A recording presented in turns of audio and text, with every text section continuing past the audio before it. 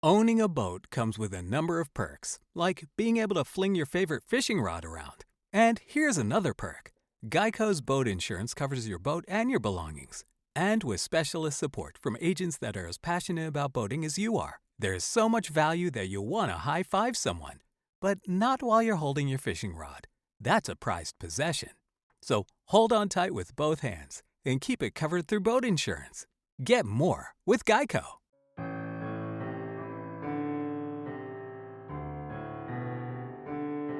Paranormal experiences don't really work to a timescale, and therefore we invite you to listen to a Dark Minisode.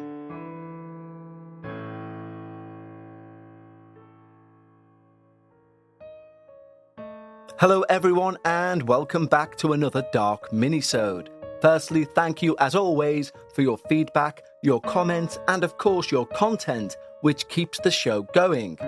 That said, if you have your own paranormal experience that you wish to share, either on a Dark Minisode, for one of our Dark Bites Patreon episodes, or if long enough, for a full episode of The Dark Paranormal, email me at contact@thedarkparanormal.com.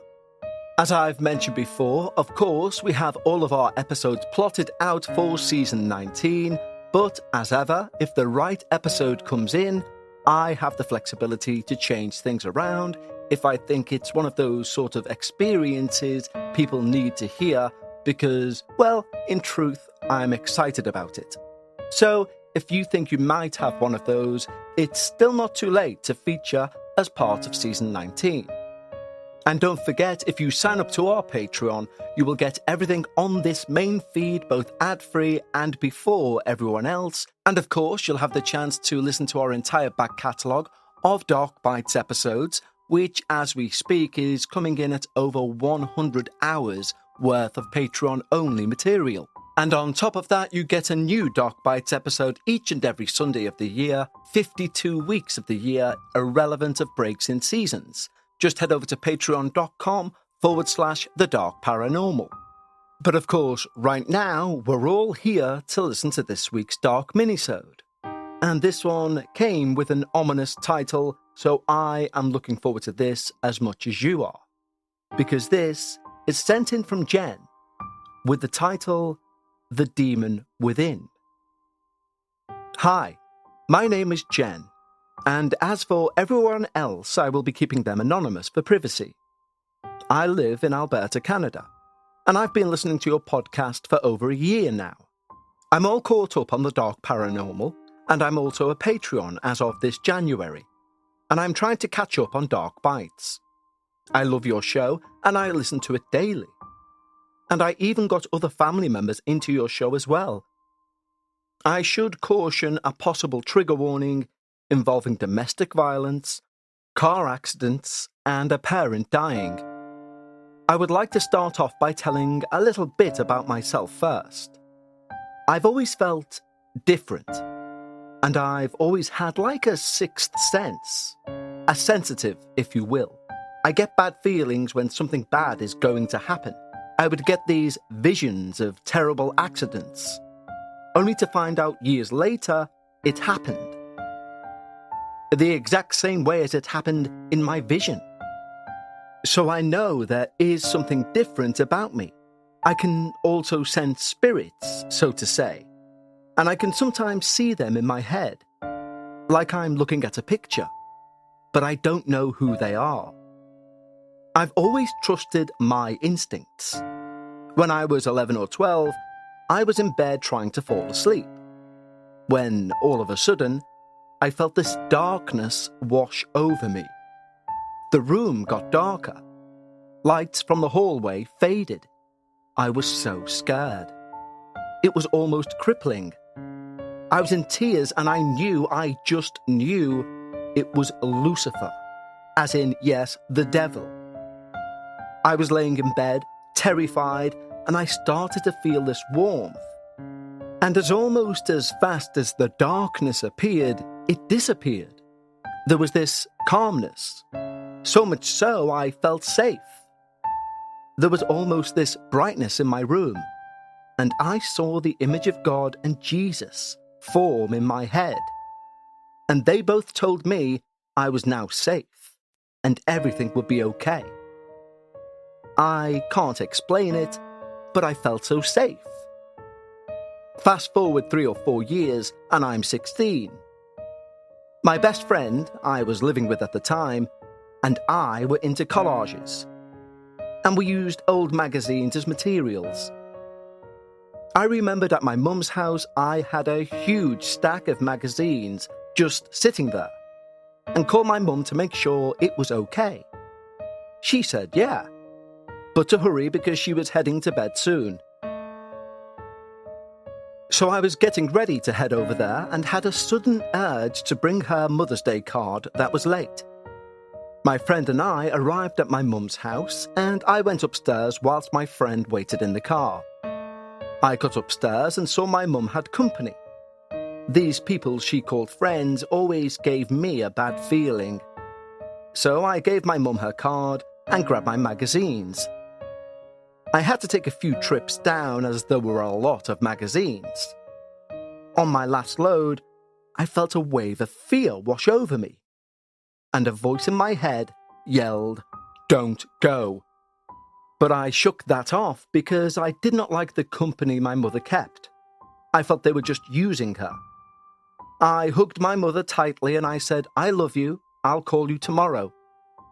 And with that same fear tearing up inside of me, I said goodbye to my mother and walked out the door. That was the last time I saw my mother alive. I found out the next afternoon at work that my mother had died in a horrific car accident. My whole life turned upside down. She was everything to me. Fast forward to when I was 27 years old. My partner and I had been together for 17 years now, going on 18 years that year. We had plenty of ups and downs, and we've both done things we regret, but we love each other very much. I was working at a rec centre at the time. I'd worked there before, but had to leave due to maternity leave. I came back and there were a few new employees.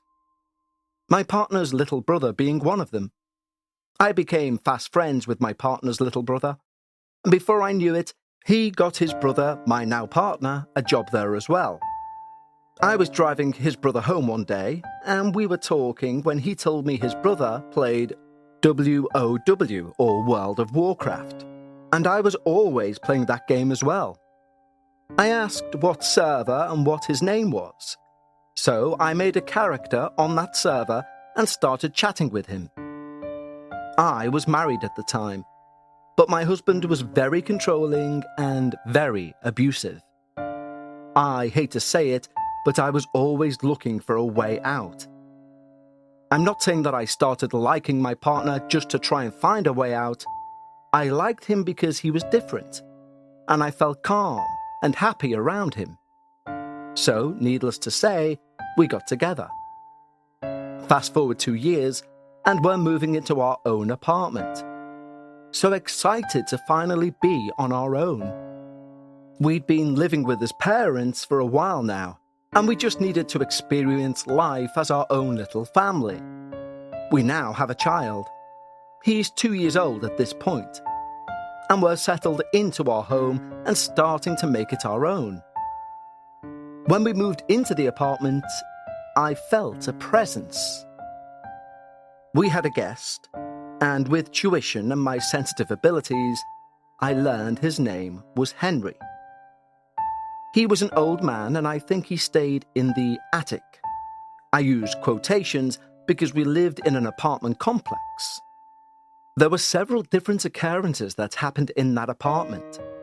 A picture flew off the wall and landed on the other side of the room, and it was a big picture. 11 by 18, I believe. And there was one time I was in the hallway and I heard something in my room. So I went to check things out and didn't see anything. Then I decided to check in my walk-in closet to just make sure, and nothing. But as I went to leave the room, something caught my attention in the corner of my eye. So I looked up and noticed the door to the attic was pushed up and even open a little. The thing is, it was just me and my son in the house. He wasn't even 2 at the time. And it was up on the ceiling. So no one could just reach it. And there was nothing in the closet to stand on. Also, when we first moved in, I'd grabbed a chair and tried to move that door, and it wouldn't budge. So I asked my partner when he got home, and he tried. And he also couldn't move it. He looked just as freaked out as me when I showed him, when he came home from work. Another incident with my son was when my brother was visiting from Ontario. My partner, brother and I were sitting in the living room chilling. My son was in his room watching a movie, when all of a sudden, my son comes running into the living room crying, "The man! The man!" He ran to me and hugged me. I asked, "What man?" The man at the end of the hall," he cried. I got up and walked with him to the start of the hallway, and I saw Henry standing there, smiling. He told me he was sorry and didn't mean to scare him. I hugged my son and told him he was safe. The man wasn't going to hurt him, and he never mentioned the man again. My brother was so freaked out, but he believes me now that I can sense spirits. But Henry is not the reason for my story. He's just an example of one of the many experiences I've had before the actual incident I'm about to tell you. All you homeowners have unique needs. Some feel the need to paint their door a vibrant shade of blue. Others have the need to decorate their bathroom with fish, anchors, and other nautical items. And because each homeowner has unique needs, Geico helps you get the right coverage for your home and what's in it. That way, you get exactly what's right for you, even if your needs are unique. Get more with Geico. Like I said before, my partner and I have had many ups and downs, but we truly do love each other. I found out my partner used to black out sometimes as a child and teenager, especially when he would get angry. Again, I can't say this enough, we really love each other. But at that time in our relationship, it was really hard. We were always fighting and arguing.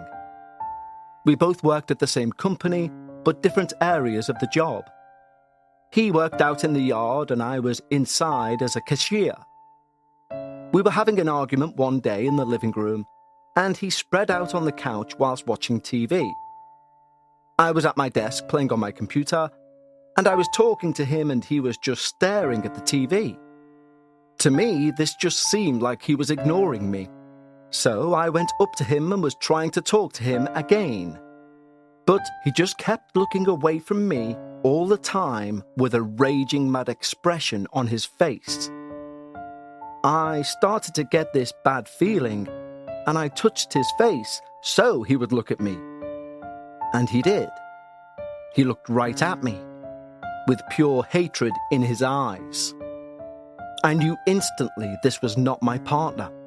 He looked away again, so I started gently shaking him and calling his name, trying to wake him up. And after a few shakes, he slowly shook his head. I asked if he was okay, and he said, "Yeah, just tired." And he said, "I'm going to lay down in the room." So I let him go. But I was worried about this feeling I had. So a short while later, I went in to check on him, and he was writing something on his arm. I asked what he was doing, and he didn't reply. So I got closer, and I noticed he was still sleeping. I walked right up to him and looked at what he was writing on his arm, and a bolt of fear went through my body as I read, "You will kill her. No, you will kill her. No, you will kill her. No! I grabbed the pen and again started shaking him gently to wake him up. I then showed him what was on his arm and asked what happened. He was so scared and had no idea how he even got the pen. He remembered nothing. Fast forward 10 years later from that incident, and we're now living in a townhouse. Our son is now 14, and we also have our daughter with us. She's 9 years old. We also have a dog. Now that was from his little brother's litter of puppies. At this point, he's 5 years old. And a cat we rescued from the streets, who was no more than a young adult when he found us. We also had a huge black rabbit. Well, our rabbit injured himself and was very sick. He wouldn't eat or use the toilet, nothing. So I called the vet and my hubby hopped into the car and was holding him, stroking him. I was making him some food so we could try and force feed him, when he suddenly died in my partner's arms. We were all very sad and heartbroken. He was a part of our family. My partner took it especially hard. I was trying to comfort him and grieve myself. He was sat on the chair by the front door, his face in his hands, and I went up to him and put my hand on his back. I proceeded to walk past him to go upstairs for something, and he reached out and tried to grab the back of my leg really hard. I felt his nails scrape my leg. I turned around to see if maybe he needed me or something else, and he grabbed my leg again. But this time he held it and was squeezing really hard, digging his nails in. I told him he was hurting me, and he let go and got up and just stood there, glaring at me again with pure hate. During this trance, he kept saying it was my fault. I again called his name, but then he grabbed my neck and wouldn't let go. I kept calling his name, grabbing at his hands, squirming as he was picking me up higher, trying to get him to let go, but nothing worked. I yelled for my son, thinking that maybe that would snap him out of it, because the man that was holding my neck was not my partner. He would never hurt me. It was this damn demon. He let go of me, shook his head, sat down on the chair again. I gave him a gentle shake and asked if he was okay, and he looked at me and said, "Yeah, why?" with a confused look. This is the first time that the demon in him had tried to hurt me. And at this point, it had never talked to me either, just glared at me. Fast forward 2 years later, and we got into a huge fight. I hurt him really bad. We were arguing a lot about it. He started drinking, and he wasn't really much of a drinker, just a beer here or there. But he started drinking to the point where he would be wasted and keep going.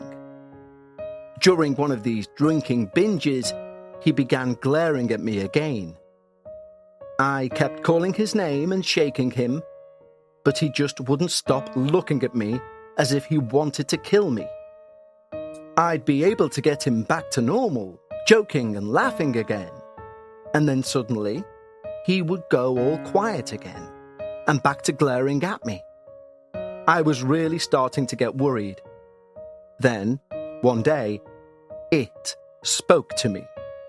That demon inside him. I knew my husband was depressed and was going through a really tough time, but I didn't know he had plans to hurt himself until this thing told me.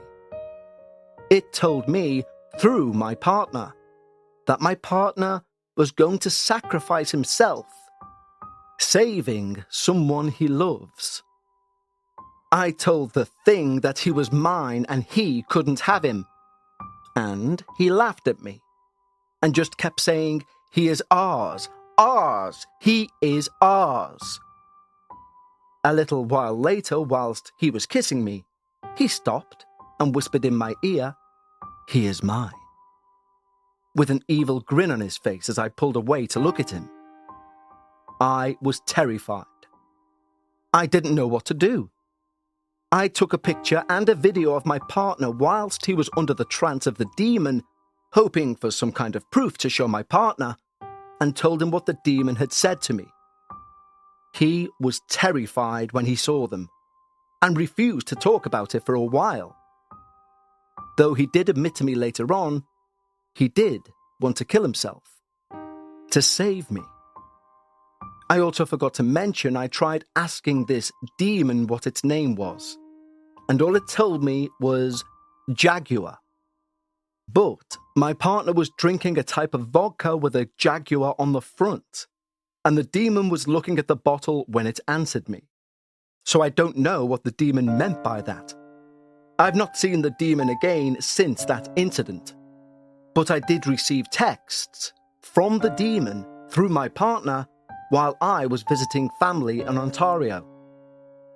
And clearly in the last message I received from this demon through my partner was 3 combinations of 666. I will attach pictures for proof just for you, Kev. I won't be able to send the picture or video due to privacy of my partner. But just a few last-minute things. My partner is not religious at all. He used to let me read the Bible with him and such, but now he wants nothing to do with it. So I can't get a priest out here to bless him or anything like that. He just would not be up for it. But it's gotten worse, though. We were listening to one of the Dark Bites episodes, and in the story, she says the Lord's Prayer. While you were reading the prayer out loud, my partner was fuming, shaking, just getting angry. He even said he felt hot inside. I know this is a demonic presence. I just don't know how to get rid of it, so he can finally be at peace. If anyone listening has any ideas, please let me know. I do have other paranormal incidents I want to share. One involving a spirit that did not want to let go of my daughter. But I will save that for my next email. Thank you for taking time out of your busy day to read this, Kev. And I truly hope you do get to read this on the Dark Paranormal. If it's long enough, of course. Otherwise, Dark Bites or a minisode. Thank you again for your show and all you do for your listeners. You are truly a wonderful person. I love your show so much. Best wishes, Jen. Well, Jen, thank you, especially for the flattery at the end there. You may have heard a bit of a lilt in my voice because I'm not a fabulous person by any stretch, but I do appreciate the compliment. Thank you very much. But on to the more serious matter of what you are going through right now with your partner.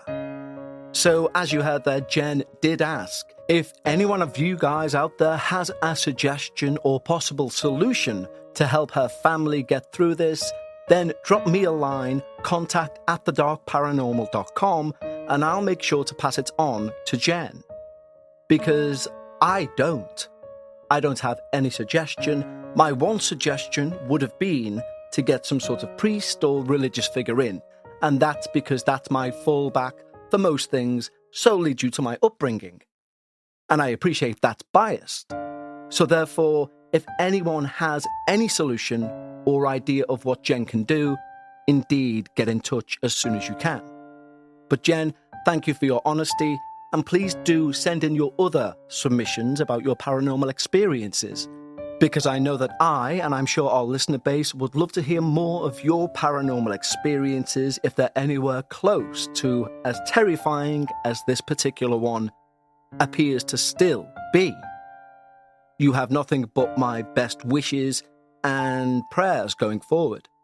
And as I say, if you think you can help Jen, let us know. But until next time, thank you for joining me on this Dark Minisode. Until next time, take care.